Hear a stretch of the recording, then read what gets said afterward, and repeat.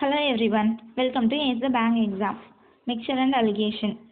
A 425 liter mixture contains alcohol and water in the ratio 3:2.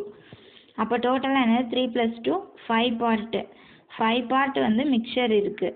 எவ்வளோனா 425.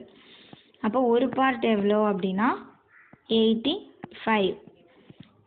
இப்போது alcohol எவ்வளோனா 3 part 3 × 85 255.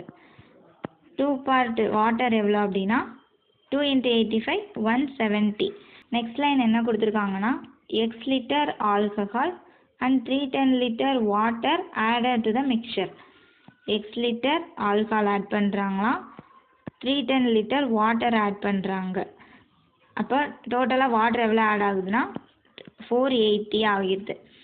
அப்போது மிக்சர் என்ன ஆகுதா, ரிவர்ஸ் திஸ் ரேஷியோ. அதாவது வாட்டர் வந்துட்டு 3 பார்ட்டாக மாறிடுது, ஆல்கஹால் வந்துட்டு 2 பார்ட்டாக மாறிடுது.